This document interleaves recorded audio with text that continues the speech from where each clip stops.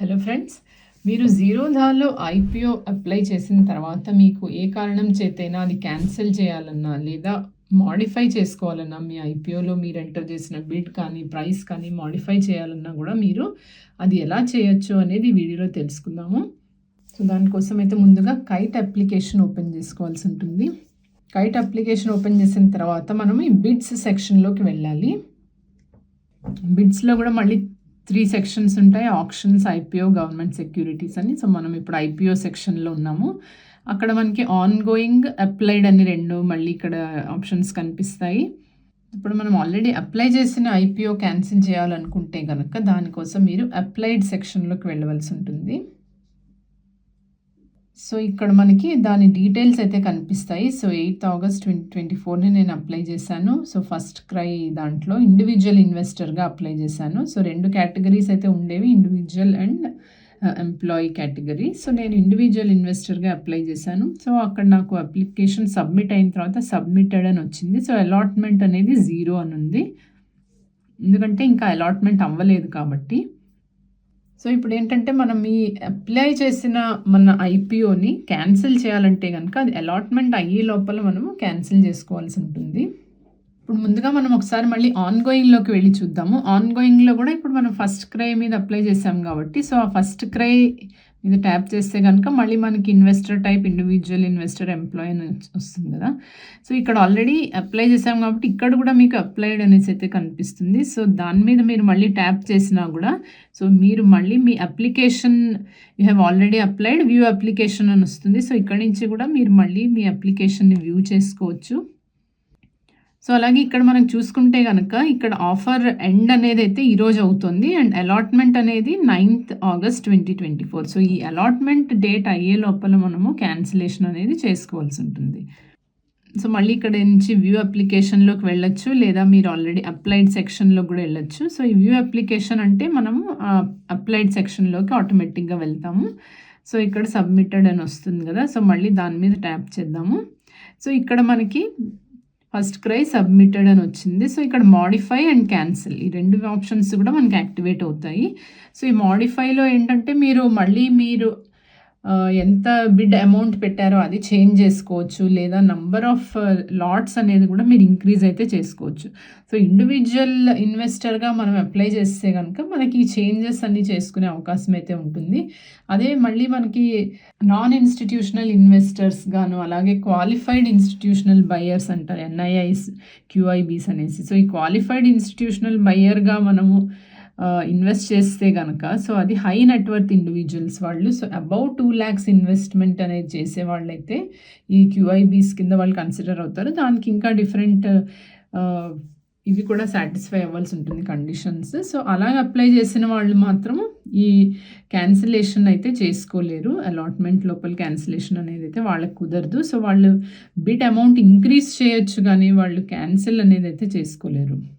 Individual investors కానీ లేకపోతే employees కానీ ఇలా మనం ఇన్వెస్ట్ చేసినప్పుడైతే మీకు మాడిఫికేషన్ అండ్ క్యాన్సిలేషన్ 2 అవకాశాలు కూడా మీకు దొరుకుతాయి.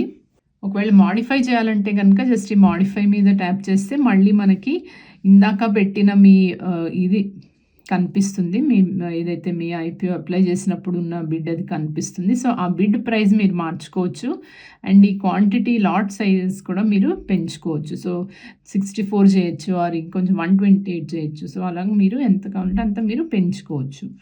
ఆ తర్వాత మళ్ళీ సేవ్ అంటే కనుక మీది మాడిఫికేషన్ అవుతుంది. సో అంత అమౌంట్ అనేది మీకు మళ్ళీ బ్లాక్ అయితే అవుతుంది మీ బ్యాంక్ అకౌంట్లో.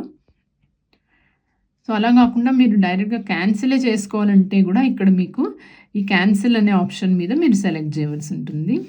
సో ఇక్కడ మీకు చూసుకుంటే పేమెంట్ స్టేటస్లో కూడా మ్యాండేట్ యాక్సెప్టెడ్ అనేసి కూడా ఉంది.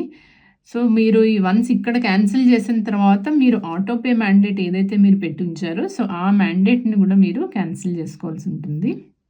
సో ఇక్కడ మనం క్యాన్సిల్ అని ప్రెస్ చేద్దాము.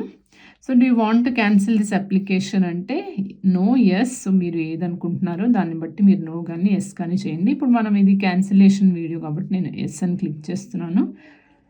సో వెంటనే ఇక్కడ మనకి అప్లైడ్ అనే ఈ దీంట్లోనే ఈ సెక్షన్లో చూస్తే కనుక ఆటోమేటిక్‌గా క్యాన్సెల్డ్ అనేసైతే వచ్చింది. ఇందాక సబ్మిటెడ్ అని ఉండింది కదా! ఇప్పుడు అది క్యాన్సెల్డ్‌గా మారిపోయింది. ఎందుకంటే ఇప్పుడే నేను క్యాన్సిల్ చేశాను కాబట్టి.